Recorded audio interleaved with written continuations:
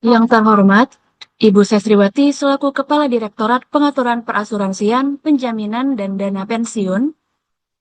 Yang kami hormati, Bapak Muhammad Ansori selaku Deputi Direktur Senior Pengaturan Perasuransian, Penjaminan dan Dana Pensiun. Bapak Didi Handoko selaku Deputi Direktur Pengaturan Perasuransian, Penjaminan dan Dana Pensiun. Yang kami hormati, Bapak Ivan Suparno selaku Ketua Asosiasi Perusahaan Penjaminan Indonesia. Bapak Ibu perwakilan dari perusahaan penjaminan dan perusahaan penjaminan ulang. Yang kami hormati, Bapak Ibu pejabat di lingkungan Otoritas Jasa Keuangan. Serta tak lupa kami ucapkan selamat datang dan selamat bergabung kepada seluruh peserta sosialisasi pada hari ini. Assalamualaikum warahmatullahi wabarakatuh. Selamat pagi, salam sejahtera untuk kita semua. Shalom, Om Swastiastu, Namo Buddhaya, dan salam kebajikan. Kami ucapkan selamat datang dan selamat bergabung dalam sosialisasi Peraturan Anggota Dewan Komisioner nomor 41 garing PADK.05/2025 tentang penerapan manajemen risiko bagi lembaga penjamin dan Peraturan Anggota Dewan Komisioner nomor 47 garing PADK.05/2025 tentang penilaian tingkat kesehatan lembaga penjamin.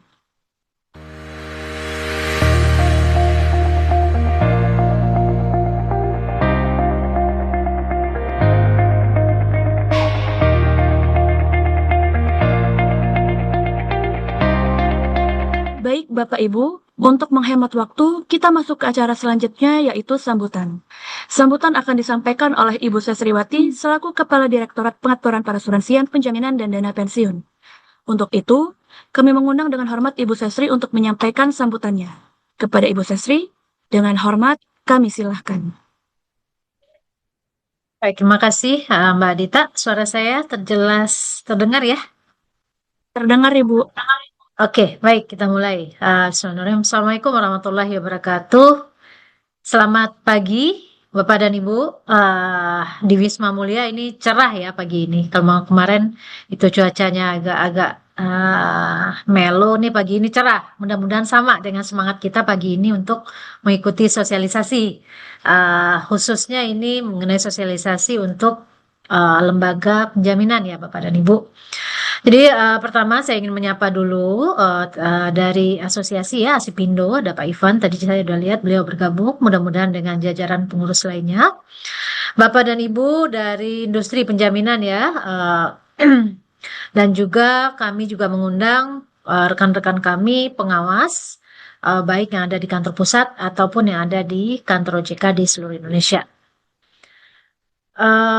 Pertama tentunya kami mengucapkan terima kasih atas kehadiran dari Bapak dan Ibu pada kegiatan sosialisasi pada pagi ini. Mungkin kami akan cukup banyak nih, berapa kali mungkin ya series kami akan mengundang Bapak dan Ibu karena memang di akhir 2025 kemarin cukup banyak peraturan OJK ya, baik itu POJK ataupun PADK yang sudah kami terbitkan. Memang kalau dilihat ini kami belum melaksanakan kegiatan sosialisasinya, belum selesai sepenuhnya. Jadi kami mencoba menyelesaikan di bulan Januari ini untuk melakukan kegiatan sosialisasi kepada Bapak dan Ibu. Dan kalau kita lihat lebih lanjut, tahun 2025 kemarin cukup banyak peraturan yang kami terbitkan yang mungkin baru untuk Bapak dan Ibu di industri penjaminan. Karena memang kalau dilihat sejalan dengan roadmapnya penjaminan, bahwa di tahun 2026 ini industri penjaminan akan diterapkan risk-based provision, Bapak Ibu, salah satunya ya, sehingga kita menguatkan segala ketentuan yang diperlukan dalam rangka penguatan dan penerapan risk-based provision untuk penjaminan ini. Jadi mungkin latar belakangnya adalah IT, Bapak dan Ibu ya. Kalau kita lihat lebih lanjut tahun ini, jadi nanti cukup banyak yang harus kita pelajari bersama ini, baik dari industri ataupun dari rekan-rekan pengawas dalam rangka tadi kita ingin menerapkan dimulai tahun 2026 ini, yang nanti sebetulnya laporannya nanti mulai dilaporkan kepada kami di tahun 2027 untuk tingkat kesehatannya. Nah, pagi ini kami langsung melakukan 2 kegiatan sosialisasi ya untuk PADK. Jadi PADK ini Bapak dan Ibu ini adalah pengganti dari SEOJK ya. Kalau selama ini dikenal istilahnya itu ada SEOJK. Nah, dalam ketentuan kami terbaru itu diganti dengan PADK Bapak dan Ibu. Jadi PADK ini adalah ketentuan teknis yang mengatur lebih lanjut hal-hal yang sudah diatur dalam POJK. Jadi pagi ini kami akan melakukan sosialisasi terkait dengan PADK nomor 41 tahun 2025 tentang penerapan manajemen risiko bagi lembaga penjamin yang merupakan turunan ya dari POJK nomor 28 tahun 2025 tentang penerapan manajemen risiko untuk asuransi, dana pensiun, penjaminan. Jadi POJK-nya ini adalah satu berlaku untuk industri yang ada di PPDP, sedangkan untuk SEOJK-nya ini atau PADK-nya ini masing-masing. Untuk asuransi dan dana pensiun sebelumnya karena sudah menerapkan risk based provision sudah diatur dalam SEOJK tersendiri. Nah, ini PADK 41 khusus mengatur mengenai penerapan manajemen risiko bagi lembaga penjamin. Jadi nanti kami akan menjelaskan, kami akan memaparkan kepada Bapak dan Ibu apa hal yang lebih teknis. Karena yang di POJK kan kita tidak mengatur lebih detail ya Bapak dan Ibu. Nah, detail dari POJK nomor 28 itu ada dalam PADK nomor 41 tadi. Mengenai penerapan manajemen risiko khususnya untuk lembaga penjamin. Nah, lalu pagi ini juga kami akan mensosialisasikan mengenai PADK nomor 47 tahun 2025 tentang penerapan tingkat kesehatan bagi lembaga penjamin. Ini juga turunan dari POJK nomor 33, saya nggak salah itu POJK 33 tahun 2025 tentang penilaian tingkat kesehatan untuk perasuransian, penjaminan, dan dana pensiun. Lagi-lagi ini adalah turunan dari POJK tadi ya, POJK-nya tidak mengatur sangat detail. Nah, di masing-masing PADK-nya, baik itu untuk asuransi, dana pensiun, dan penjaminan itu diatur lebih detail. Karena emang industrinya karakteristiknya beda, ini perlu diatur di masing-masing dalam bentuk PADK atau SEOJK dulunya. Nah, nanti ini mungkin kenapa kita langsung melakukan dua sosialisasi untuk peraturan ini? Karena ini saling terkait, Bapak dan Ibu. Antara penerapan manajemen risiko dengan penilaian tingkat kesehatan itu sangat terkait.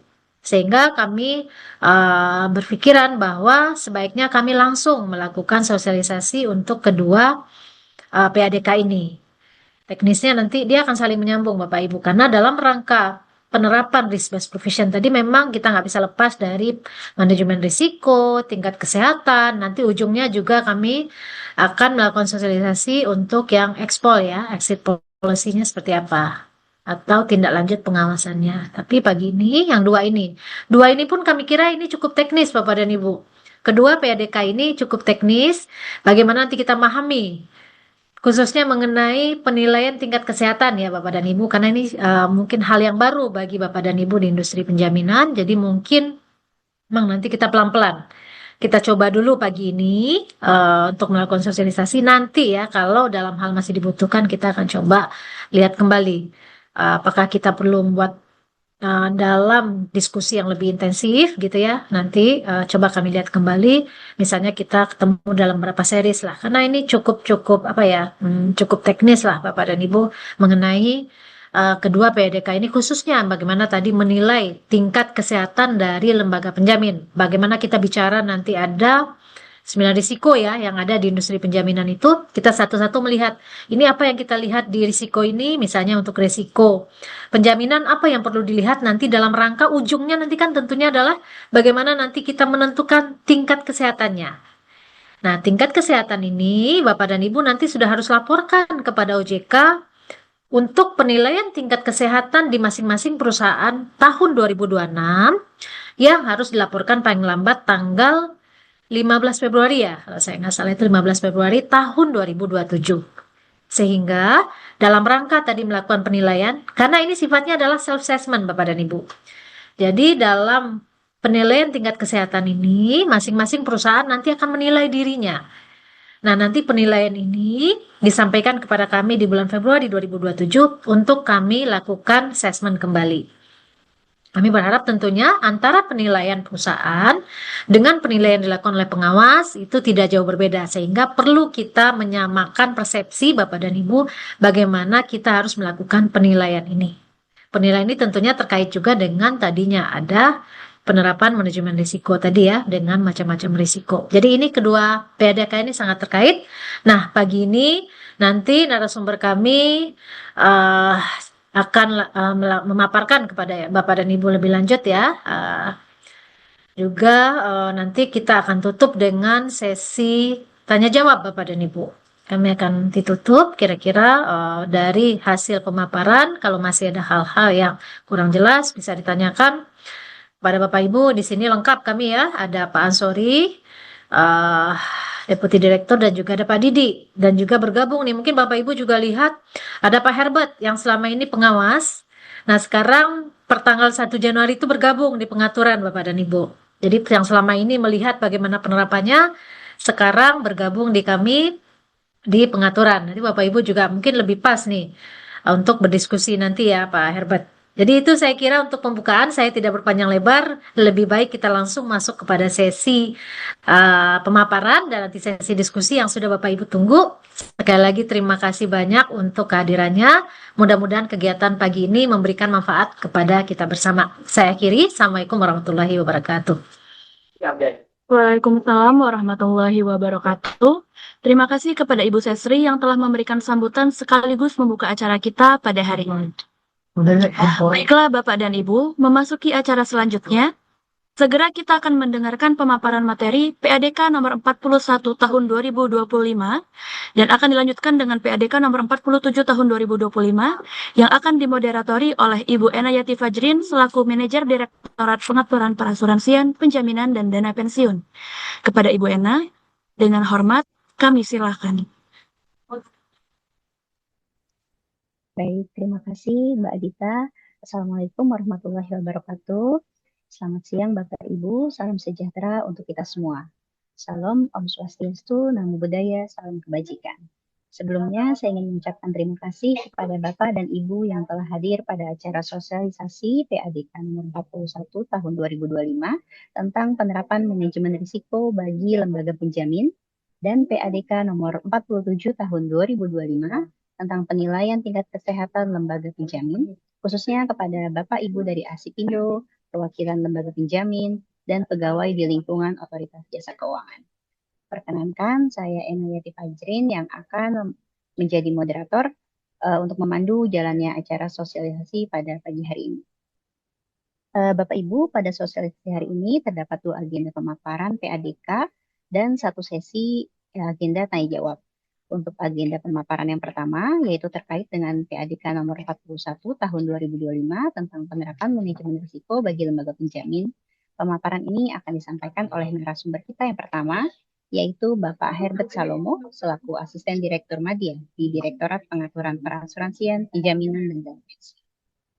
Kemudian setelah agenda pemaparan yang pertama akan langsung dilanjutkan dengan pemaparan terkait dengan PADK nomor 47 tahun 2025 tentang penilaian tingkat kesehatan lembaga penjamin yang akan disampaikan oleh narasumber kita yang kedua, yaitu Ibu Damara, selaku Manajer Media di Direktorat Pengaturan Perasuransian, Penjaminan dan Dana Pensiun. Kemudian agenda terakhir yaitu sesi tanya jawab akan kami buka setelah kedua pemaparan materi berakhir.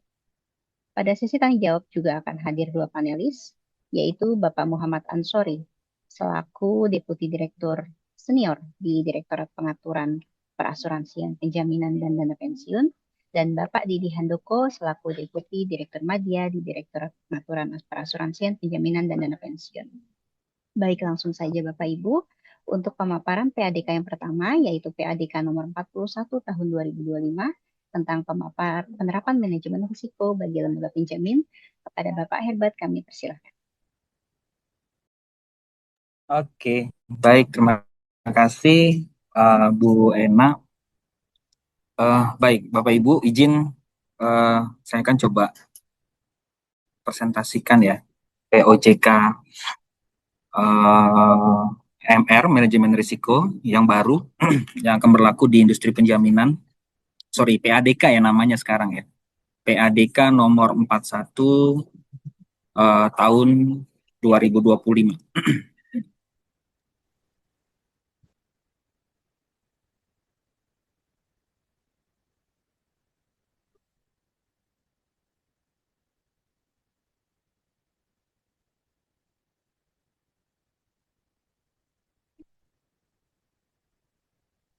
Oke, baik. Baik, bisa langsung next slide. Baik.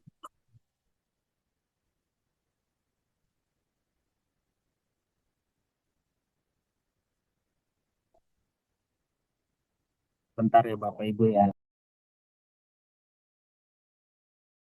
Oke, baik, sambil menunggu ya materinya, mungkin Bapak Ibu untuk khususnya terkait penerapan manajemen risiko di industri penjaminan memang sudah kita sempat sampaikan ya sebelumnya bagaimana eh, perusahaan penjaminan sudah mulai concern terhadap aspek risiko, penerapan manajemen risiko, sehingga nanti ke depannya terkait dengan penyelenggaraan usaha khususnya baik itu kegiatan operasional di bidang penjaminannya maupun di kegiatan usaha yang mencakup aspek seluruh kegiatan di industri penjaminan ini sudah berbasis risiko. Jadi harapan kami sebenarnya kepada Bapak Ibu di industri penjaminan sudah mulai menerapkan manajemen risiko sehingga apa? Sehingga kegiatan usaha yang dilakukan oleh Bapak Ibu di industri penjaminan memang sudah memperhatikan prinsip-prinsip kehati-hatian. Baik, ini merupakan latar belakang bagaimana kita menyusun PADK manajemen risiko di industri penjaminan. Sebelumnya memang di dalam Undang-Undang P2SK dulu pengawasan industri penjaminan ini ada di KNB ya, di industri keuangan non-bank. Kemudian setelah Undang-Undang P2SK ini diamanatkan bagaimana penjaminan menjadi salah satu nomenklatur yang clear di dalam pengawasan PPDP. Nah, jadi tentunya pasti OJK juga treatmentnya terhadap industri penjaminan ini juga treatment yang mungkin kurang lebih sama dengan industri-industri yang lain gitu. Khususnya bagaimana kalau kita perhatikan tren perkembangan atau kinerja dari industri penjaminan ini juga menunjukkan performa yang cukup baik sehingga ini perlu kita sama-sama perhatikan dan kawal bagaimana praktek di industri penjaminan juga sudah memenuhi atau sudah concern terkait dengan praktek manajemen risiko dalam setiap aspek penyelenggaraan kegiatan usahanya. Kemudian tahun 2025 kita juga bersama-sama berdiskusi ya dengan asosiasi kemudian dengan industri penjaminan bahwa kita coba mulai menerapkan langkah perbaikan, langkah improvement yang kita tuangkan sama-sama yang kita sepakati di dalam roadmap atau peta jalan industri penjaminan tahun 2025. Salah satunya adalah bagaimana kita coba susun terkait dengan implementasi pengawasan berbasis risiko dan penerapan manajemen risiko di industri penjaminan itu masuk ke fase 2 2026 sampai 2027. Maka untuk dalam rangka persiapan dimaksud kami di tahun 2025 sudah coba intensif mencoba untuk melakukan identifikasi bagaimana profil risiko ya khususnya di industri penjaminan sehingga kita tuangkan di dalam PADK manajemen risiko penjaminan. Kemudian selanjutnya juga kita ada POJK manajemen risiko PPDP ini sebagai payung hukum industri penjaminan mulai menerapkan manajemen risiko dan amanatnya turunannya adalah di PADK manajemen risiko penjaminan yang kita keluarkan di bulan Desember kemarin tahun 2020. Ya. Lanjut next slide.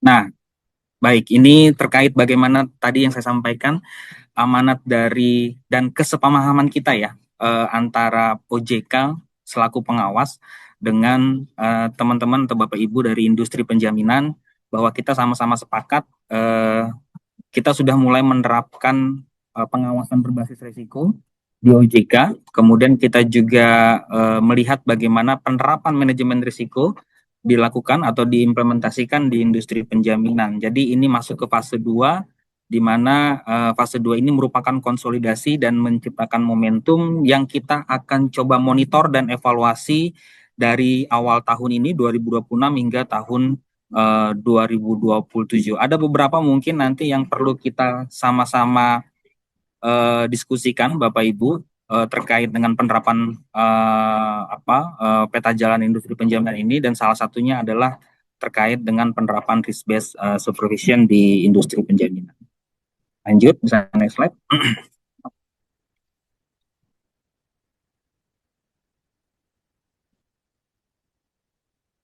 Baik, kita masuk coba ke kerangka PADK 41 tahun 2025. Apa saja yang diatur di dalam PADK 41 tersebut? Jadi kalau kita lihat ini ada kontennya ya, batang tubuhnya ada ketentuan umum, kemudian ada ketentuan lain-lain di bab 2, selanjutnya ada ketentuan penutup di bab 3. Kemudian setelah di batang tubuhnya ini kita atur spesifik apa saja yang perlu menjadi perhatian bagi Bapak Ibu di industri penjaminan terkait dengan penerapan PADK nomor 41 ini. Ini tercantum di dalam lampiran 1 yang terdiri dari ketentuan umum, kemudian ada standar pedoman penerapan manajemen risiko, kemudian ada pengolahan risiko, pengembangan atau perluasan kegiatan usaha lembaga penjamin. Next slide.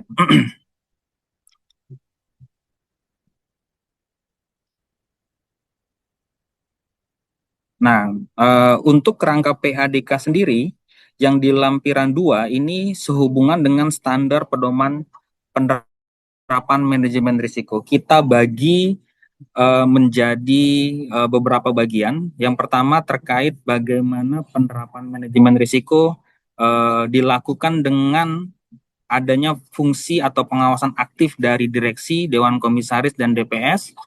Kemudian kita lihat juga terkait dengan kecukupan dari kebijakan dan prosedur manajemen risiko, serta bagaimana Bapak Ibu menetapkan limit risiko, kemudian kecukupan proses identifikasi, pengukuran, pemantauan, dan pengendalian risiko, serta sistem informasi manajemen risiko, kemudian sistem pengendalian internal yang menyeluruh. Ini prinsip-prinsip penerapan manajemen risiko.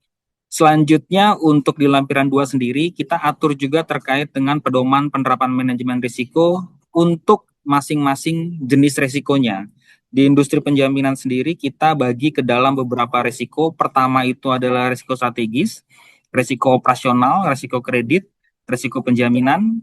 Karena memang karakteristiknya adalah penjaminan, jadi kita susun, kita coba profiling untuk risiko yang memang sesuai dengan karakteristik penjaminan, yaitu risiko penjaminan, kemudian ada risiko pasar, ada risiko likuiditas, risiko hukum, risiko kepatuhan, dan risiko reputasi. Kemudian selanjutnya adalah penilaian risiko, profil risikonya. Kemudian untuk di lampiran 3-nya ini terkait dengan struktur organisasi manajemen risiko, ada pedoman umum.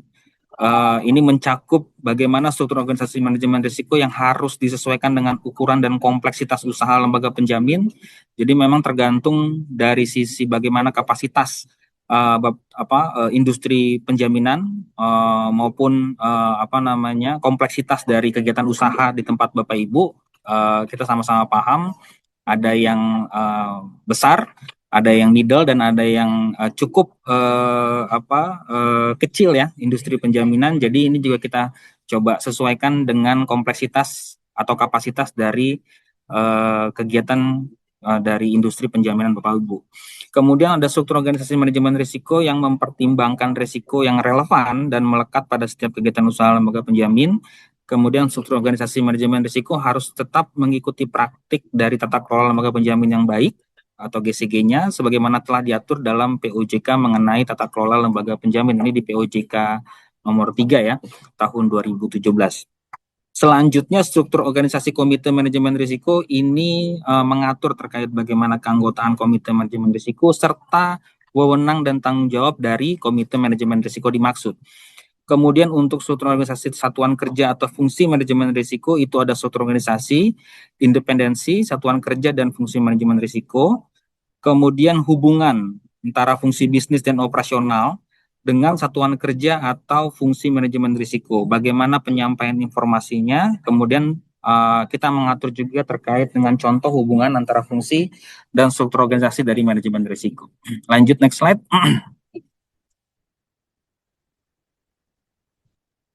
Nah, untuk di dalam batang tubuhnya sendiri, di dalam konten yang diatur di dalam PADK nomor 41 tahun 2025, secara struktur untuk pasal 1 ini mengatur terkait dengan ketentuan pelaksanaan mengenai penerapan manajemen risiko di industri penjaminan. Kemudian untuk yang di pasal 2-nya sendiri, ini mengatur bagaimana kewajiban dari industri penjaminan untuk menerapkan standar minimum yang sudah diatur di dalam PADK 41 ini. Kenapa? Karena memang ada beberapa perusahaan penjaminan yang sudah menerapkan manajemen risiko. Namun kalau sesuai dengan ketentuan di PADK 41 ini belum mencakup atau belum memenuhi pengaturan yang ada di dalam PADK 41 ini. Jadi kami harapkan sebenarnya bagi Bapak Ibu di industri penjaminan, dengan adanya PADK 41 ini, maka seluruh kebijakan, standar, dan prosedur manajemen risiko yang ada saat ini itu wajib dilakukan harmonisasi kepada PADK 41 ini. Nah, bagi Bapak Ibu di industri penjaminan yang sama sekali belum menerapkan manajemen risiko, maka kami harapkan ini sudah mulai diimplementasikan. Nanti teman-teman pengawas yang akan melakukan monitoring sehubungan dengan penerapan PADK 41 ini. Jadi ini sudah mulai diterapkan bagi Bapak Ibu di industri penjaminan. Kemudian di pasal 3 ini terkait dengan ketentuan penutup yang mengatur bahwa PADK ini sudah berlaku di tanggal yang telah ditetapkan di tanggal 12 bulan Desember tahun 2020. Lanjut, next slide. Nah, ini untuk lampiran-lampirannya Bapak Ibu. Untuk ketentuan umum ini sehubungan dengan deskriptif ya, lembaga penjamin itu apa, kemudian perusahaan penjamin syariah, perusahaan penjaminan ulang, ini konten yang kita atur di dalam PADK ini.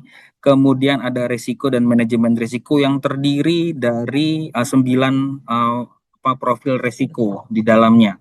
Oke, kemudian ini juga bagaimana deskriptif terkait dengan penjaminan, penerima jaminan, dan terjamin. Lanjut, next slide. Nah, untuk standar kebijakan dan prosedur manajemen risiko, ini ada penerapan MR, penerapan manajemen risiko yang mencakup keharusan bagi lembaga penjamin untuk menerapkan manajemen risiko secara efektif. Paling sedikit ini mencakup 4 pilar, kemudian pedoman manajemen risiko, ini tadi sudah saya sampaikan sebelumnya, bahwa di dalam PADK 41 ini kita capture risiko yang ada di industri penjaminan dan kita coba bagi ke dalam 9 profil risiko yang terdiri dari tadi sudah saya sampaikan, strategis, risiko operasional, risiko kredit, penjaminan, risiko pasar, likuiditas, risiko hukum, risiko patuhan, dan risiko reputasi. Kemudian dari 9 jenis risiko ini ya perlu Bapak Ibu lakukan penilaian terkait dengan bagaimana risiko-risiko 9 risiko ini terhadap perusahaan Bapak Ibu berdasarkan analisis yang komprehensif dan terstruktur pada kegiatan usaha lembaga penjamin dan kualitas bagaimana penerapan manajemen risiko yang mencerminkan penilaian kecukupan sistem pengendalian risiko. Oke, lanjut slide.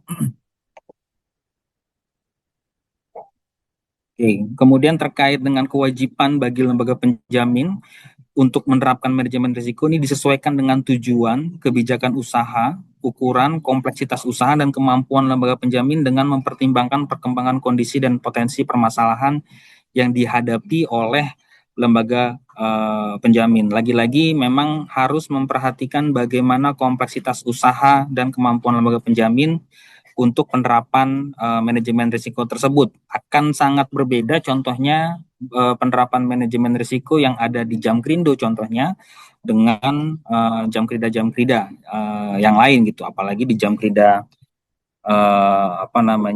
yang kapasitasnya atau equity-nya itu belum memenuhi terkait dengan ketentuan equity minimum. Jadi memang kembali lagi bahwa perlu dilakukan penyesuaian atau perlu dilakukan harmonisasi bagaimana penerapan manajemen risiko ini dengan ukuran dan kompleksitas usaha di tempat Bapak Ibu. Untuk poin pertama, ini ada strategi kebijakan dan prosedur. Dalam penerapan manajemen risiko, lembaga penjamin harus memiliki dan menerapkan strategi kebijakan dan prosedur manajemen risiko yang secara tertulis. Kemudian standar pedoman penerapan manajemen risiko ini mengacu kepada standar pedoman penerapan manajemen risiko ini ada di lampiran 2. Kemudian selanjutnya adalah pedoman internal, strategi kebijakan dan prosedur manajemen risiko yang disusun secara tertulis dapat dituangkan dalam bentuk pedoman internal manajemen risiko lembaga penjamin.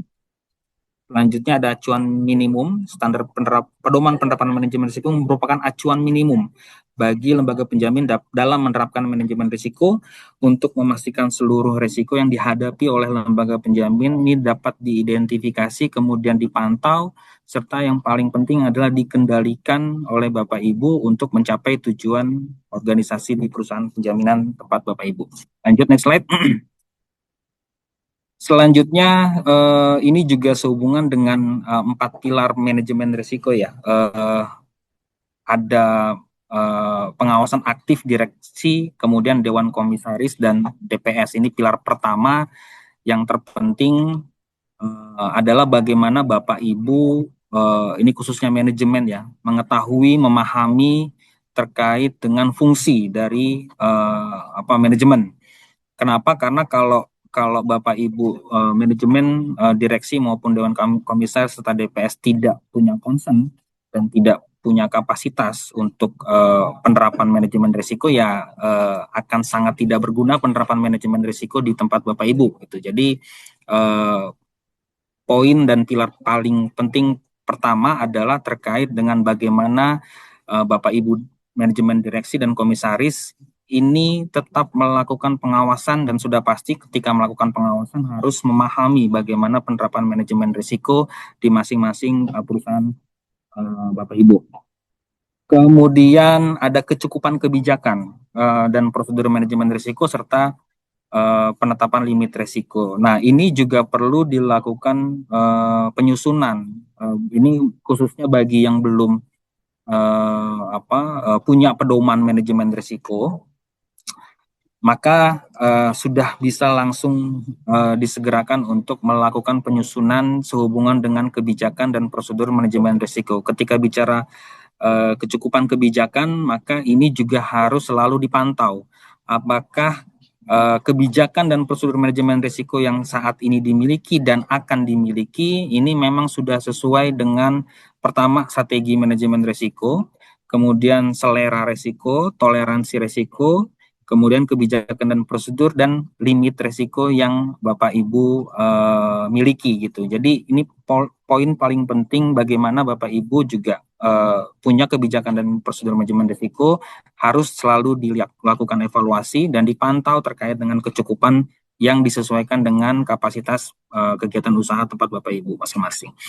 Kemudian kecukupan proses identifikasi, pengukuran, pemantauan, dan pengendalian risiko, serta sistem informasi manajemen risiko. Ini sehubungan dengan prinsip manajemen risiko, yaitu dilakukan identifikasi, diukur, dipantau, dikendalikan, dan adanya atau kecukupan sehubungan dengan sistem informasi manajemen risiko. Nah, yang poin keempat adalah sistem pengendalian internal yang menyeluruh, bagaimana peranan SPI juga akan diatur dalam PADK ini nomor 41 ini, bagaimana sistem pengendalian internal ini melakukan fungsi yang sesuai dengan prinsip-prinsip atau di pilar manajemen risiko ini. Lanjut, next slide. Baik, ini untuk pengukuran risiko. per masing-masing eh, jenis resiko ya. Ada resiko strategis.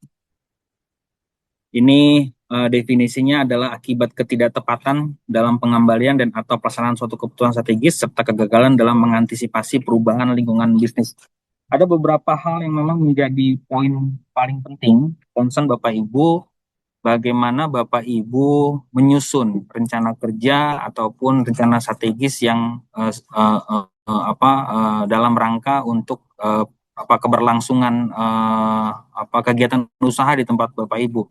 Nah, poin yang paling penting adalah bagaimana Bapak Ibu menangkap dinamika yang terjadi ya dari internal maupun dari eksternal yang bisa berdampak atau berimplikasi kepada penyelenggaraan atau kepada target yang telah Bapak Ibu tetapkan sebelumnya. Jadi ini merupakan langkah bagaimana Bapak Ibu bisa mengidentifikasi ketidaktepatan strategis Bapak Ibu dalam penyelenggaraan usaha di dalam resiko strategis ini ya. Apa saja indikatornya? Pertama, kesesuaian strategi bisnis dengan kondisi di lingkungan usaha, kemudian strategi berisiko tinggi dan strategi berisiko rendah, kemudian posisi strategis lembaga penjamin, kemudian pencapaian realisasi bisnis lembaga penjamin, pertumbuhan IJP atau IJK, serta rasio pertumbuhan laba dari bisnis utama. Jadi ini perlu diperhatikan terkait dengan parameter-parameter pengukuran yang ada di dalam PADK ini, namun tidak menutup kemungkinan Bapak Ibu punya parameter lain selain yang diatur di dalam PADK ini. Ini standar minimum ya, bagaimana kesesuaian strategi bisnis dengan kondisi lingkungan usaha ya. Jadi Bapak Ibu perlu memperhatikan antara yang lingkupnya nasional sudah pasti akan berbeda dengan lingkupnya yang provinsi gitu atau di daerah gitu. Jadi bagaimana Bapak Ibu bisa merespon dinamika yang yang ada di secara lingkup nasional maupun yang ada di dalam lingkup daerah. Ini sangat penting untuk memahami tingkat risiko-risiko strategis dimaksud. Kemudian terkait dengan risiko operasional, kalau dari sisi definisi adalah ketidakcukupan dan atau tidak berfungsinya proses internal, adanya kesalahan manusia, kegagalan sistem, dan atau adanya kejadian eksternal yang mempengaruhi operasional. Apa saja yang perlu kita ukur di dalam kita mengidentifikasi risiko operasional dimaksud? Yaitu pertama pertumbuhan beban usaha, kemudian bagaimana tren atau rasio dari turnover pegawai, kemudian karakteristik dan kompleksitas lembaga penjamin dan kegiatan dari lembaga penjamin dimaksud, kemudian terkait dengan penggunaan jasa pihak ketiga, SDM, teknologi informasi dan infrastruktur pendukung, kemudian adanya resiko fraud, kemudian ada kejadian eksternal, sistem administrasi dan tingkat interaksi. Kemudian selanjutnya untuk jenis resiko yang lain adalah resiko kredit. Nah, resiko kredit ini lebih kepada bagaimana Bapak Ibu bisa memapping atau mengidentifikasi kegagalan pihak lain mitra dalam memenuhi kewajiban kepada pihak Bapak Ibu di industri penjaminan. Nah, ini diukur dengan beberapa indikator, yaitu komposisi portofolio penjamin yang dijamin ulangkan. Maka kita harus melihat bagaimana kapasitas dari si perusahaan penjaminan ulang dan bagaimana komposisi portofolio yang dilempar oleh Bapak Ibu kepada perusahaan penjaminan ulang itu harus diukur, harus dilihat risikonya.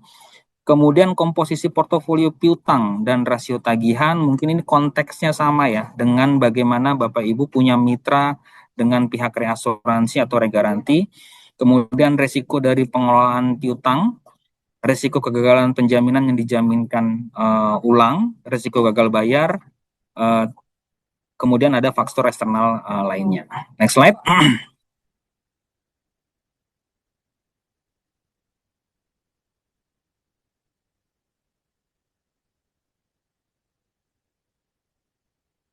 Oke. Selanjutnya ini ada risiko penjaminan, nanti mungkin juga di dalam pembahasan TKS, ini ada beberapa parameter yang indikator yang cukup mungkin baru ya di Bapak Ibu, yang Bapak Ibu ini mesti pelajari juga terkait dengan risiko penjaminan. Jadi secara definisi risiko penjaminan adalah kegagalan dalam memenuhi kewajiban kepada penerima jaminan sebagai akibat dari ketidakcukupan proses analisis kelayakan penjaminan, ketidakcukupan penetapan imbal jasa penjaminan, kegagalan mitra penjaminan bersama atau penjaminan ulang dalam memenuhi kewajibannya. Kemudian ketidakcukupan cadangan klaim dan atau penanganan subrogasi yang tidak memadai. Apa saja indikatornya? Ini untuk perusahaan penjaminan ada komposisi portofolio dan tingkat konsentrasi. Ini maksudnya adalah bagaimana portofolio penjaminan di tempat Bapak Ibu, apakah memang sudah sudah dilakukan diversifikasi atau tidak ada konsentrasi penjaminan yang cukup tinggi sehingga tidak mempengaruhi signifikan dengan kinerja penjaminan di tempat Bapak Ibu. Jangan sampai ada satu yang signifikan konsentrasi portofolio penjaminannya ini dapat mempengaruhi performan dari perusahaan tempat Bapak Ibu. Kemudian bagaimana melakukan pengukuran dari sisi kualitas penjaminannya. Selanjutnya ini paling penting kecukupan pencadangan. Jadi ini dulu juga kita selalu concern bagaimana Bapak Ibu juga melakukan pengukuran terhadap pencadangan sehingga bisa penyelenggaraan kegiatan usahanya ini sudah menerapkan prinsip kehati-hatian yang baik. Kemudian penanganan klaim serta tagihan subrogasi. Begitu juga berlaku untuk perusahaan penjaminan ulang dan penjaminan ulang yang syariah, sama. Selanjutnya untuk resiko pasar, ini merupakan resiko yang terjadi akibat perubahan secara keseluruhan dari kondisi pasar pada posisi aset, liability, ekuitas, dan atau rekening administratif termasuk transaksi derivatif. Apa saja indikatornya? Strategi dan kebijakan bisnis, kemudian rasio tingkat pengembalian, return of investment-nya, kerugian potensial resiko akibat tingkat suku bunga, kemudian alokasi dan atau struktur investasi, tujuan dan strategi investasi, serta valuasi dari aset investasi. Selanjutnya, resiko likuiditas ini akibat ketidakmampuan untuk memenuhi liability yang jatuh tempo dari sumber pendanaan harus kas dan atau dari aset liquid yang dapat dengan mudah dikonversi menjadi kas tanpa mengganggu aktivitas dan kondisi. Ini juga ada terdiri dari beberapa parameter.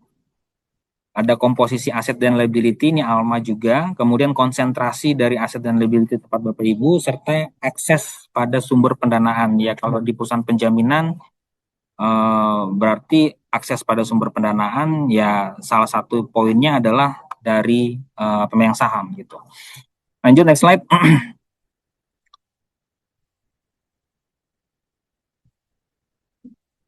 Kemudian untuk resiko hukum, ini sehubungan dengan tuntutan hukum, parameternya adalah ketiadaan dan atau perubahan peraturan perundang-undangan, proses penanganan pengaduan, faktor kelemahan perikatan atau perjanjian, serta proses penyelesaian sengketa. Ini paling penting juga nih di industri penjaminan bagaimana Bapak Ibu sudah mengidentifikasi kecukupan dari perikatan ya dan perjanjian antara pihak Bapak Ibu dengan pihak mitra, baik itu penerima jaminan maupun dengan pihak perusahaan penjaminan ulang atau reasuransi.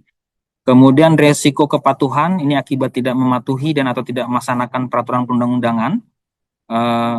Parameternya jenis dan signifikansi pelanggaran yang dilakukan, kemudian intensitas pelanggaran, termasuk di dalamnya adalah sanksi atau track record, kemudian pelanggaran terhadap ketentuan peraturan perundang-undangan atau standar bisnis yang berlaku umum, serta tindak lanjut atau pelanggaran. Resiko reputasi, bagaimana mengukur resiko sehubungan dengan pemberitaan biasanya ya. Ini akibat menurunnya tingkat kepercayaan pemangku kepentingan yang bersumber dari persepsi negatif.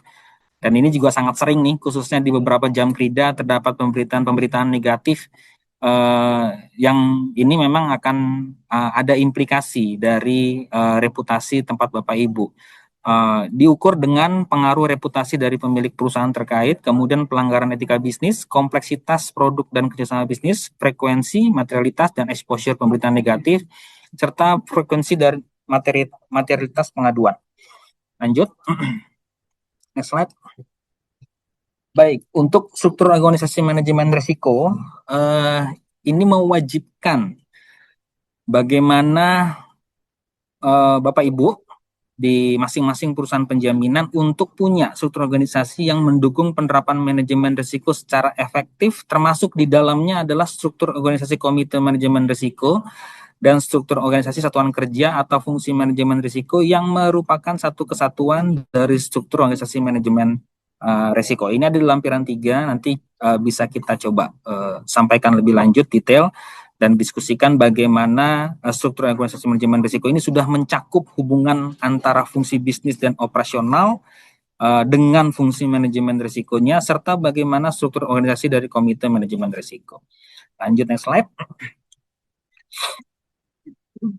Nah, ini penjelasannya ya terkait dengan struktur organisasi manajemen risiko. Ada pedoman umum, ini mencakup keharusan bagi perusahaan penjaminan sudah pasti punya struktur organisasi manajemen risiko, ya baik perusahaan penjaminan dengan kapasitas dan kompleksitas yang rendah hingga ke kompleksitas yang cukup tinggi. Namun tadi disampaikan bahwa menyesuaikan kebutuhan dan kapasitas dari perusahaan penjaminan tempat Bapak Ibu.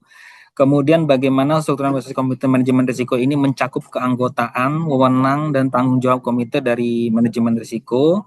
Kemudian struktur organisasi fungsi manajemen risiko itu ada 3 ya, kita bagi 3 ke dalam fungsi manajemen risiko.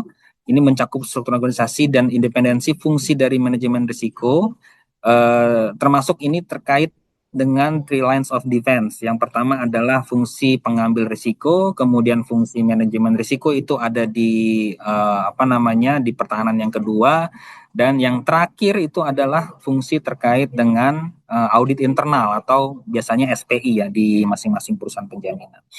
Kemudian hubungan fungsi bisnis dan fungsi dan operasional dengan fungsi manajemen risiko, ini hubungan fungsi bisnis dan operasional dengan fungsi manajemen risiko mencakup penyampaian informasi dan contoh hubungan antara fungsi dalam suatu organisasi manajemen risiko. Lanjut, next slide.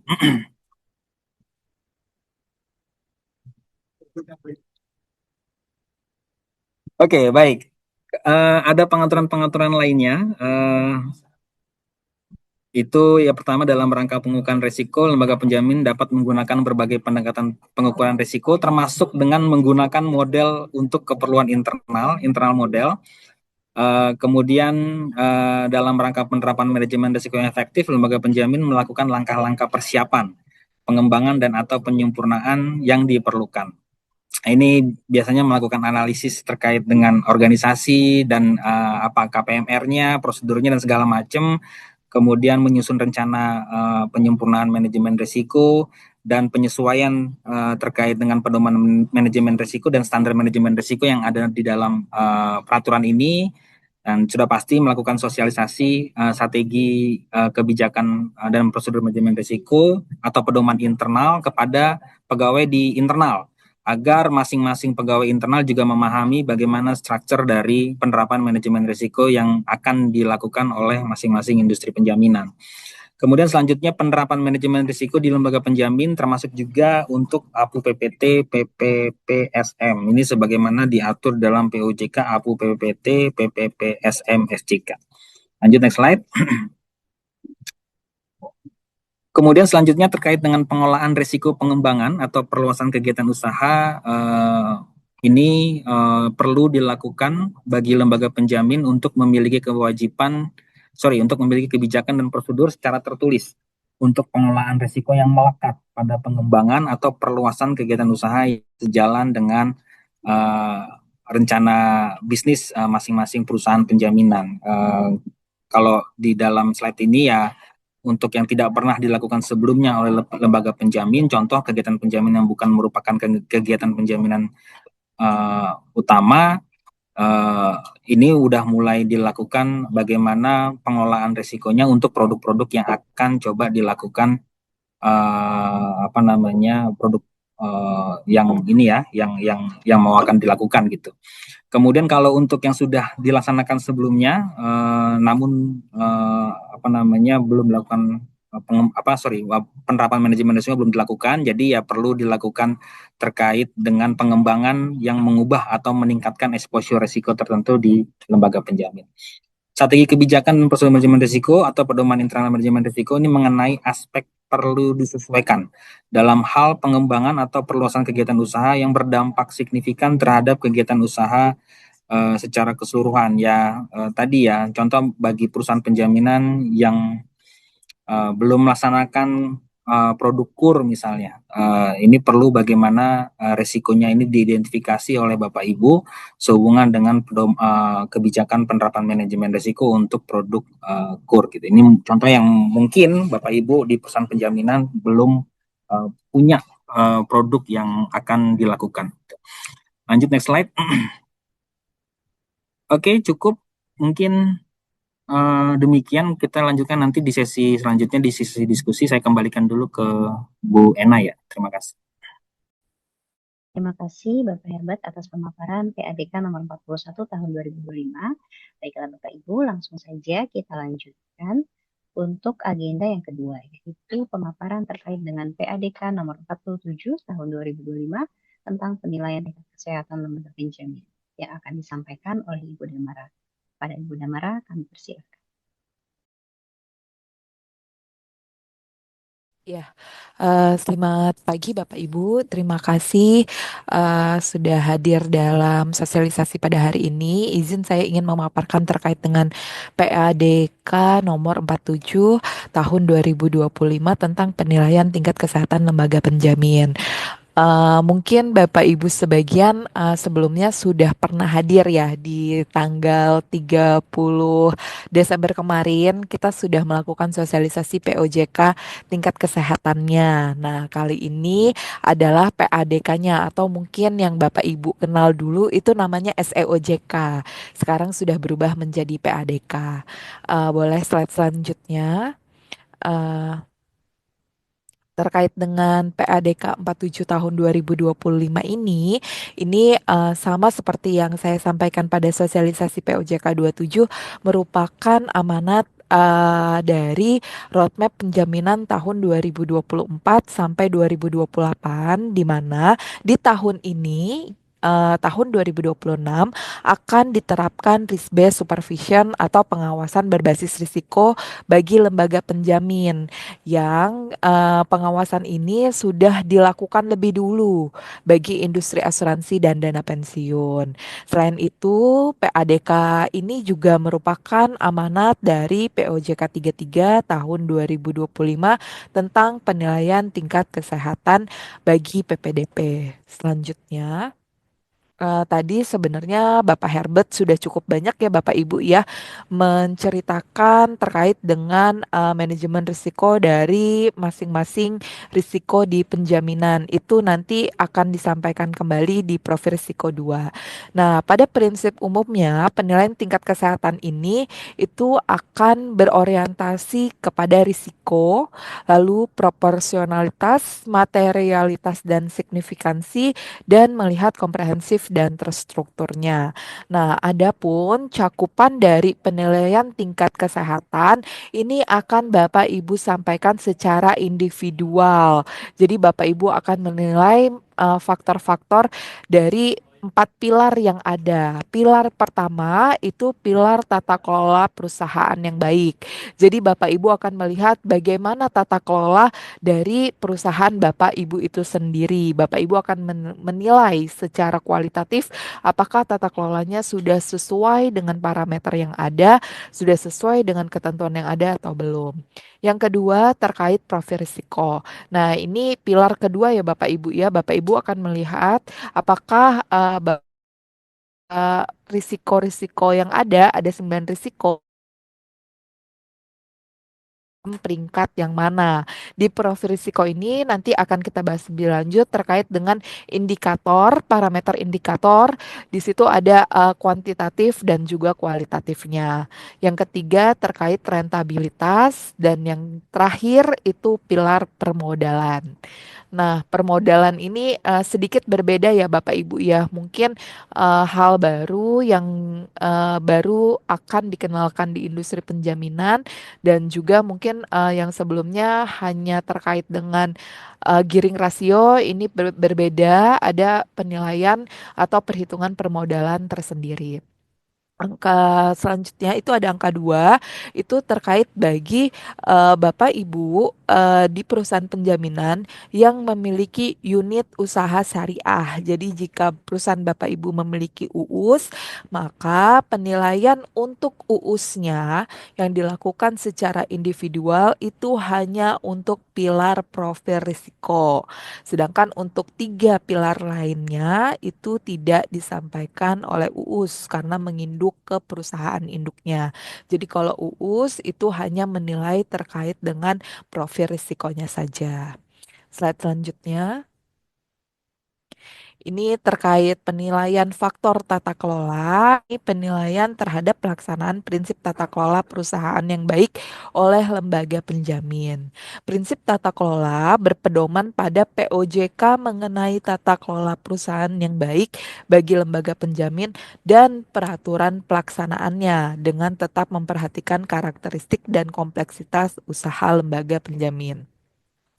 Penetapan peringkat faktor tata kelola perusahaan yang baik ini dilakukan dengan 3 analisis Bapak Ibu. Yang pertama, penerapan prinsip tata kelola perusahaan yang baik. Yang kedua, kecukupan tata kelola atas struktur, proses, dan hasil penerapan tata kelola. Yang ketiga, informasi lain yang terkait dengan tata kelola perusahaan yang baik bagi lembaga penjamin yang didasarkan pada data dan informasi yang relevan. Faktor penilaian tata kelola ini terdiri dari 5 peringkat. Sebenarnya kalau semua pilarnya sama ya Bapak Ibu ya, terdiri dari 5 peringkat. Ada peringkat 1 sampai dengan peringkat 5. Peringkat lebih kecil mencerminkan penerapan tata kelola perusahaan yang baik bagi lembaga penjamin yang lebih baik. Jadi kalau Bapak Ibu peringkatnya 1 itu diharapkan sudah memenuhi semua karakteristik. Itu peringkatnya paling bagus. Kalau Bapak Ibu kira-kira prinsip penerapan tata kelolanya kurang, kecukupan tata kelola strukturnya, atau ada hal-hal yang belum dipenuhi kewajiban-kewajiban tata kelolanya di POJK, itu bisa jadi peringkatnya 3 atau 4. Tapi kalau semuanya belum terpenuhi itu peringkatnya 5. Jadi kalau 1 itu paling bagus, kalau 5 itu paling jelek Bapak Ibu. Ini berlaku untuk seluruh pilar. Slide selanjutnya. Ini terkait dengan penilaian risiko inheren. Di sini ada risiko inheren adalah risiko yang melekat pada kegiatan bisnis lembaga penjamin. Karakteristik risiko inheren ditentukan oleh faktor internal maupun eksternal. Antara lain itu ada strategi bisnis, lalu ada karakteristik bisnis, kompleksitas lembaga penjamin, kondisi industri penjaminan, dan kondisi makroekonomi. Dalam menilai profil risiko, lembaga penjamin memperhatikan cakupan penerapan manajemen risiko berpedoman pada POJK penerapan manajemen risiko bagi PPDP. Nah, tadi kan Bapak Herbert sudah menyampaikan Bapak Ibu terkait dengan parameter atau cakupan manajemen risiko itu bagi lembaga penjamin apa saja. Dari 9 risiko itu manajemen risikonya seperti apa. Nah, Bapak Ibu juga perlu melihat ke dalam PADK terkait dengan manajemen risiko lembaga penjamin. Nah, di sini untuk parameter atau indikatornya dari masing-masing risiko. Yang pertama ada risiko strategis. Risiko strategis itu merupakan kesesuaian strategi bisnis lembaga penjamin dengan kondisi lingkungan usaha. Lalu juga dilihat pilihan tingkat strategi bisnis. 3, posisi strategis lembaga penjamin di industri penjaminan. Yang keempat, pencapaian realisasi bisnis lembaga penjamin. Yang kelima, pertumbuhan imbal jasa. Dan yang keenam, rasio pertumbuhan laba lembaga penjamin.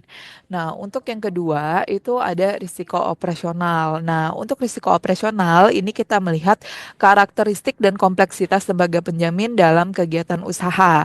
Lalu yang kedua dilihat sumber daya manusia, teknologi informasi informasi dan infrastruktur pendukung, risiko kecurangan atau fraud, gangguan terhadap bisnis dan organisasi, penggunaan jasa pihak ketiga, sistem administrasi, pertumbuhan beban usaha, rasio turnover pegawai, dan tingkat interaksi dan ketergantungan lembaga penjamin. Untuk risiko penjaminan, itu parameter indikatornya yang pertama ada komposisi portfolio penjaminan dan tingkat konsentrasi penjaminan atau penjaminan ulang. Yang kedua ada kualitas penjaminan atau penjaminan ulang. Yang ketiga ada kecukupan pendanaan. Yang keempat penanganan klaim. Dan yang terakhir tagihan subrogasi. Selanjutnya, untuk risiko kredit, itu konsentrasi portofolio penjaminan yang dijaminkan ulang dan penjaminan ada juga risiko kegagalan penjaminan yang dijaminkan ulang, lalu ada risiko gagal bayar, investasi, dan faktor eksternal. Untuk risiko pasar, itu parameter indikatornya ada strategi dan kebijakan bisnis terkait dengan risiko pasar, rasio tingkat pengembalian investasi atau return of investment, kerugian potensial risiko tingkat suku bunga, alokasi dan atau struktur investasi, tujuan dan strategi investasi, dan yang terakhir valuasi aset investasi. Untuk risiko likuiditas, itu yang pertama ada komposisi aset dan liabilitas,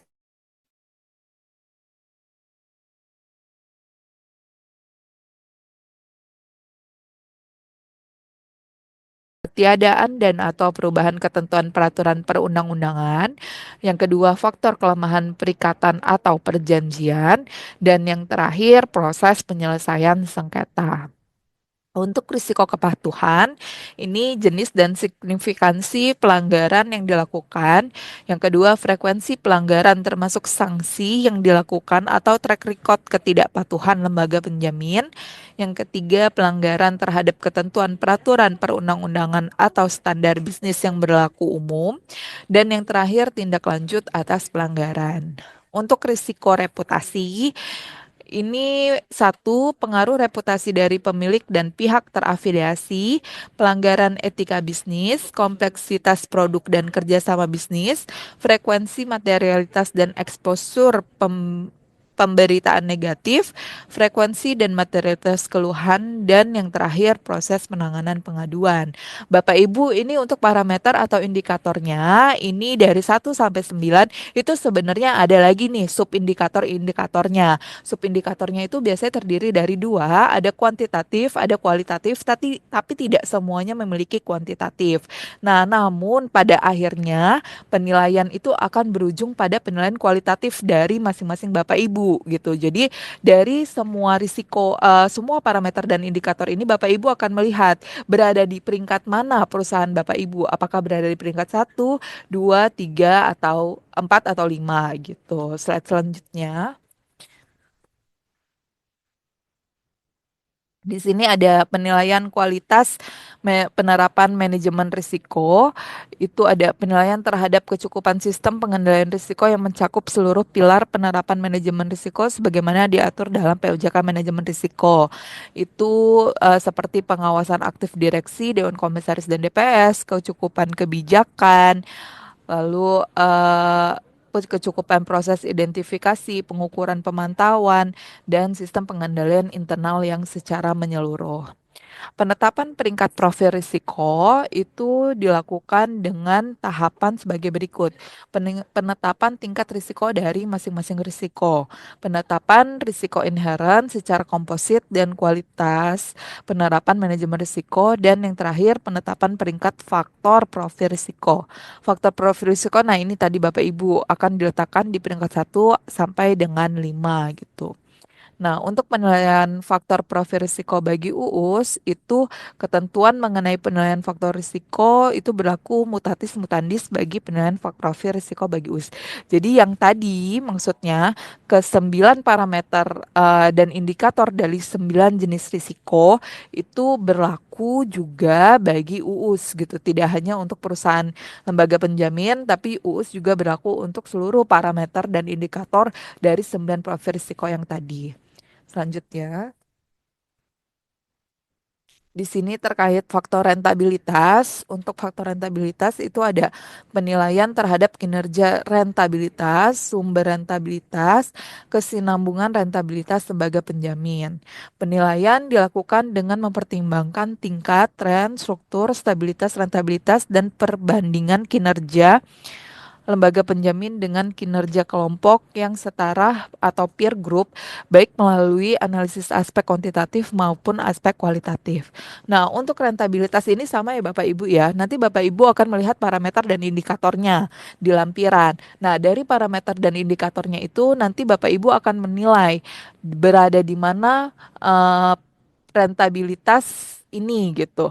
Jika rentabilitasnya memenuhi seluruh aspek yang ada di peringkat satu, maka Bapak Ibu dapat mengisi di peringkat satu, dua atau tiga atau empat atau lima sesuai dengan penilaian sendiri ya Bapak Ibu ya, penilaian sendiri ataupun self assessment dari Bapak Ibu untuk penilaian individual profil rentabilitas ini. Selanjutnya, nah ini untuk rentabilitas yang tadi saya sampaikan terkait dengan perhitungan parameter dan indikatornya ini dilihat dari ROA, ROE, rasio pertumbuhan imbal jasa, rasio klaim terhadap imbal jasa, rasio beban operasional terhadap operasional atau BOPO. Nah, untuk sumber rentabilitas ini dilihat dari pendapatan selain pendapatan imbal jasa. Analisis ini menunjukkan ketergantungan dan kontribusi pendapatan selain pendapatan imbal jasa terhadap kinerja rentabilitas. Lalu yang kedua, kenaikan atau penurunan nilai aset investasi. Yang terakhir ada kesinambungan rentabilitas lembaga penjamin. Di sini untuk tren saldo laba rugi, tren pendapatan imbal jasa, dan tren pendapatan subrogasi. Perhitungan tren dilakukan paling sedikit untuk 3 tahun terakhir. Selanjutnya, ini terkait faktor permodalan. Di sini yang dilihat adalah penilaian terhadap tingkat kecukupan permodalan dan pengelolaan permodalan. Untuk penilaian dilakukan dengan mempertimbangkan tingkat tren struktur dan stabilitas permodalan dengan memperhatikan kinerja kelompok yang setara serta kecukupan manajemen permodalan lembaga penjamin baik yang melakukan aspek kuantitatif maupun aspek kualitatif. Nah, penerapan peringkatnya sama ya Bapak Ibu ya. Peringkat satu paling bagus, peringkat 5 paling jelek. Selanjutnya, nah, ini Bapak Ibu yang saya sampaikan mungkin ini hal baru bagi Bapak Ibu, tapi sebenarnya ini ada semua di laporan bulanan yang Bapak Ibu sampaikan kepada pengawas selama ini gini. Jadi kami menilai bahwa tingkat kecukupan permodalan lembaga penjamin itu dapat dilihat dari RCAR atau Regulatory Capital Adequacy Ratio. Nah, RCAR ini dilakukan dengan memperhitungkan eksposur risiko penjaminan yang dikelola oleh lembaga penjamin dibandingkan dengan kecukupan permodalan dan penjanangan perusahaan penjaminan. Semakin tinggi risiko portfolio Bapak Ibu, maka perlu didukung oleh permodalan atau pembentukan cadangan oleh lembaga penjamin. Oleh karena itu, kami coba merumuskan untuk perhitungan RCAR-nya ini adalah ekuitas ditambah cadangan inti. Yang cadangan inti itu terdiri dari imbal jasa yang ditangguhkan berbasis risiko, ditambah cadangan klaim dikurang CKPN dibagi dengan penjaminan tertimbang menurut risiko. Nah, untuk RCAR ini Bapak Ibu minimalnya itu 7%. Jadi dari ekuitas dan cadangan inti dibagi penjaminan tertimbang menurut risiko dikali 100%, itu Bapak Ibu memiliki RCAR yang cukup atau memiliki tingkat kecukupan permodalan jika kurang dari 7% gitu, minimal 7%. Jadi harus lebih tinggi ya Bapak Ibu ya dari 7%. Untuk perhitungan tingkat kecukupan permodalan memperhatikan pemenuhan ekuitas minimum secara bertahap yang diatur di POJK penyelenggaraan usaha lembaga penjamin. Jadi kan di tahun 2028 itu akan dilakukan kenaikan ekuitas bertahap ya Bapak Ibu ya. Nah, ini juga nanti akan dilihat. Jadi sebenarnya jika di tahun 2028 ekuitas Bapak Ibu naik naik gitu sesuai dengan penjaminan sesuai dengan POJK penyelenggaraan usaha dan cadangan yang memenuhi gitu, seharusnya tingkat kecukupan permodalan Bapak Ibu berada di rasio yang aman di atas 7%. Nah, untuk pengelolaan permodalan, ini manajemen permodalan lembaga penjamin itu dilihat dari pengawasan aktif Dewan Komisaris dan Direksi, kebijakan dan prosedur pengelolaan modal, perencanaan modal untuk memastikan bahwa lembaga penjamin dapat memenuhi kebutuhan modal, sistem pengendalian internal yang memadai. Selanjutnya, untuk kemampuan akses permodalan yang dilihat dari sumber internal dan sumber eksternal itu ada dua, yaitu penilaian terhadap rentabilitas dan perannya terhadap memupukkan modal secara internal dan kewajaran kebijakan pembagian dividen. Lalu yang kedua, penilaian terhadap kemampuan lembaga penjamin untuk mengakses modal, baik antara lain dari pasar modal maupun pemegang saham, perusahaan induk atau kelompok perusahaan. Slide selanjutnya. Nah, ini terkait dengan RCAR tadi ya Bapak Ibu ya. Jadi akan dilihat dari jenis pembobotannya, itu akan dilihat dari jenis produknya gitu. Ini ada cash loan dan non cash loan dibagi dua. Nah, ini untuk bobot risiko dari masing-masing subproduk. Jadi untuk cash loan itu ada KUR, mikro, pemulihan ekonomi nasional atau PEN, produktif lainnya, fasilitas likuiditas pembiayaan perumahan, multiguna non produktif lainnya. Nah, di sini itu bobot risikonya itu 30, 30, 10, 35, 50, 50, 55. Nah, jadi dilihat Bapak Ibu, yang Bapak Ibu miliki dikali dengan 30%. Nah, itu akan muncul bobot risiko. Nah, untuk non cash loan itu ada produk surety bond, produk kontra bank garansi, produk custom bond, lalu ada produk penjaminan surat utang negara, produk penjaminan surat utang non negara, penjaminan transaksi perdagangan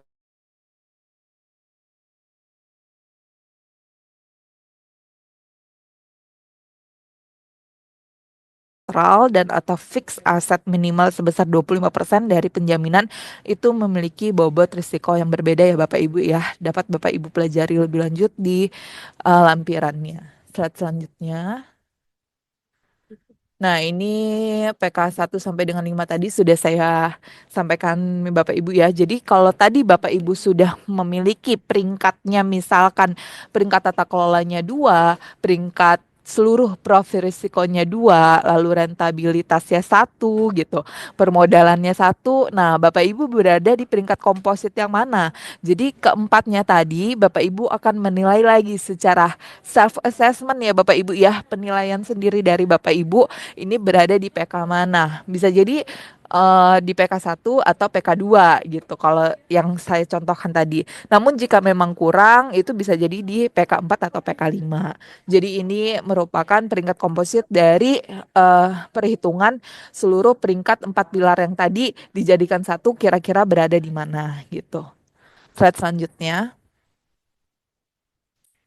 Nah, ini terkait tingkat kesehatan lembaga penjamin secara konsolidasi. Sebenarnya sama ya Bapak Ibu ya. Ini bagi perusahaan penjaminan yang memiliki anak perusahaan. Nah, bagi lembaga penjamin yang memiliki anak perusahaan itu harus melakukan penilaian secara konsolidasi 3 tahun dari sekarang. Jadi kalau konsolidasi itu tidak langsung di tahun 2027 Bapak Ibu sampaikan, tapi 2027 itu hanya untuk TKS per 31 Desember 2026, hanya untuk yang individual. Tapi kalau untuk konsolidasi 3 tahun kemudian ya Bapak Ibu ya, berarti 2029. Nah, ini akan memperhatikan signifikasi atau materialitas pangsa perusahaan anak terhadap lembaga penjamin secara konsolidasi. Jadi dilihat nih bagaimana perusahaan anak Bapak Ibu itu akan mempengaruhi masing-masing faktor ataupun pilar dari keempat yang tadi gitu. Apakah berdampak baik atau berdampak buruk seperti itu ya Bapak Ibu. Nah, di sini juga selain itu melihat permasalahan perusahaan anak terhadap tata kelola, profil risiko, renta, dan juga permodalan. Penilaian dilakukan dengan mengacu pada parameter atau indikator tertentu yang berlaku bagi lembaga penjamin secara individual. Jadi sebenarnya parameter dan indikatornya itu masih sama ya Bapak Ibu ya untuk penilaian konsolidasi. Slide selanjutnya. Next slide boleh. Nah, ini untuk pelaporan Bapak Ibu. Bagaimana untuk pelaporannya? Nah, pelaporannya itu paling sedikit dilakukan 1 kali dalam 1 tahun untuk posisi akhir bulan Desember. Jadi per 31 Desember itu Bapak Ibu wajib menyampaikan atau menyusun laporan yang akan disampaikan di tahun berikutnya di tanggal 15 Februari. Nah, selain itu lembaga penjamin wajib melakukan pengkinian penilaian sendiri tingkat kesehatan lembaga penjamin apabila diperlukan dalam hal kondisi keuangan lembaga penjamin memburuk. Lalu yang kedua, terdapat faktor eksternal dan internal yang dapat mempengaruhi tingkat kesehatan lembaga penjamin secara signifikan. Yang terakhir, kondisi lainnya menurut OJK dan atau lembaga penjamin perlu dilakukan pengkinian penilaian tingkat kesehatan. Jadi kalau yang di atas itu sudah pasti wajib ya Bapak Ibu ya. Wajib Bapak Ibu lakukan dan wajib Bapak Ibu sampaikan. Kalau yang kedua itu tidak wajib, tapi jika misalkan PK-nya bagus nih Bapak Ibu ya, PK-nya misalkan PK2 gitu. PK2 kan sudah bagus ya Bapak Ibu ya. Nah, jika ada ternyata memburuk nih Bapak Ibu ya, penjaminannya risk profil penjaminan Bapak Ibu memburuk. Atau tata kelolanya ternyata banyak yang tiba-tiba tidak terpenuhi seperti direksinya banyak yang keluar sehingga adanya kekosongan jabatan atau ada hal-hal faktor eksternal lainnya yang membuat Bapak Ibu turun nih PK-nya. Nah, Bapak Ibu wajib melakukan updating. Nah, begitu juga sebaliknya. Jika misalkan tadinya ekuitasnya tidak terpenuhi gitu, tiba-tiba ada pemegang saham baru atau tiba-tiba pemegang sahamnya menambah ekuitas sehingga permodalannya menjadi bagus, atau yang tadinya banyak kekosongan jabatan di 6 bulan kemudian itu ternyata sudah dipenuhi semua. Nah, Bapak Ibu dapat melakukan updating. Jadi tidak harus menunggu di tahun berikutnya, tapi di tahun yang sama Bapak Ibu dapat melakukan updating jika memang menurut Bapak Ibu bahwa yang sudah Bapak Ibu lakukan sebelumnya, self assessment yang disampaikan di 15 Februari itu sudah tidak update lagi gitu. Itu sudah tidak relevan dengan kondisi sebenarnya perusahaan. Nah, Bapak Ibu dapat melakukan updating di tahun yang sama gitu. Nah, di sini updating itu kalau yang rutin itu setiap tanggal 15 Februari ya Bapak Ibu ya. Tapi kalau yang sewaktu-waktu itu 30 hari kerja sejak tanggal pengkinian penilaian TKS. Jadi misalkan Bapak Ibu melakukan self assessment kembali itu di 30 Juni. Nah, berarti kurang lebih di awal Agustus itu Bapak Ibu harus sudah menyampaikan kepada OJK TKS-nya. Jadi agar dari waktu pengkinian sampai waktu disampaikan kepada OJK itu jedanya tidak terlalu jauh Bapak Ibu. Nah, di sini penyampaian TKS itu sebenarnya dilakukan melalui sistem pelaporan OJK atau Apollo. Ya, Bapak Ibu yang mungkin saat ini sudah menggunakan Apollo. Nah, jika belum ada Apollo-nya gitu nanti OJK akan menyampaikan kembali untuk sistem pelaporan OJK-nya. Tapi saat ini kami sedang mencoba untuk dapat disampaikan melalui aplikasi Apollo. Nah, bagaimana jika OJK mengalami gangguan teknis atau keadaan kahar? Ini OJK akan memberitahukan melalui sistem pelaporan OJK. Jadi biasanya di Apollo-nya itu ada bacaan bahwa sedang terjadi gangguan teknis OJK atau melalui surat OJK atau website OJK gitu. Nah, namun bagaimana jika lembaga penjamin yang memiliki keadaan kahar seperti yang kemarin ya Bapak Ibu ya, musibah yang ada di Aceh dan di Padang atau di Medan gitu di Sumatera Utara itu kan tidak seluruhnya bukan seperti pandemi Covid ya Bapak Ibu ya. Kalau pandemi Covid kan memang seluruhnya dialami oleh seluruh lembaga penjamin yang ada di Indonesia. Tapi kalau keadaan kahar lembaga penjamin ini hanya untuk yang terdampak, memang mengalami gangguan gitu sehingga tidak dimungkinkan untuk menyampaikan laporan. Apa yang harus disampaikan? Yang harus disampaikan adalah menyampaikan informasi kepada OJK keadaan kahar yang dialami. Lalu alasan tidak menyampaikan hasil penilaian TKS. Lalu ini bagaimana untuk metode atau batas waktu yang diusulkan kapan gitu akan disampaikannya oleh lembaga penjamin. Nanti dari pengajuan oleh lembaga penjamin, OJK akan menetapkan metode alternatifnya. Jadi seperti kemarin itu ditetapkan waktu penundaan untuk penyampaian hasil penilaian tingkat sendiri atau laporan yang ditetapkan OJK untuk waktunya gitu. Kapan? Hanya untuk daerah-daerah yang terdampak. Jadi tidak seluruhnya ya Bapak Ibu ya kalau keadaan kahar ini.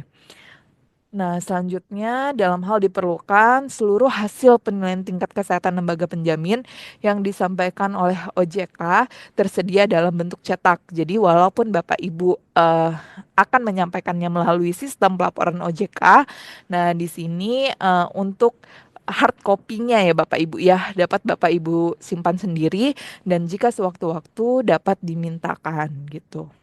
Slide selanjutnya. Ini terkait dengan ketentuan peralihannya ini untuk yang RKAR. Jadi kan kalau Bapak Ibu tadi lihat itu ada dua ya Bapak Ibu ya, ada cash loan, ada non cash loan.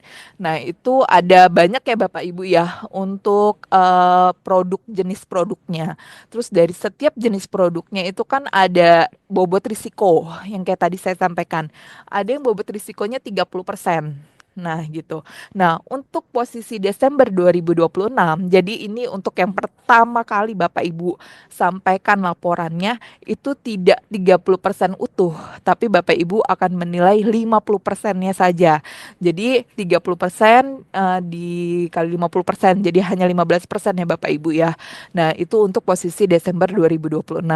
Nah, untuk Desember 2028 itu sudah 100%. Jadi sebenarnya perhitungan RKAR atau modal yang tadi akan membentuk komponen minimal 7% itu akan dihitung secara utuh atau 100% itu nanti di Desember 2008 yang akan Bapak Ibu sampaikan di Februari 2029 gitu. Jadi harapannya untuk pertama kali penyampaian tingkat kesehatan ini masih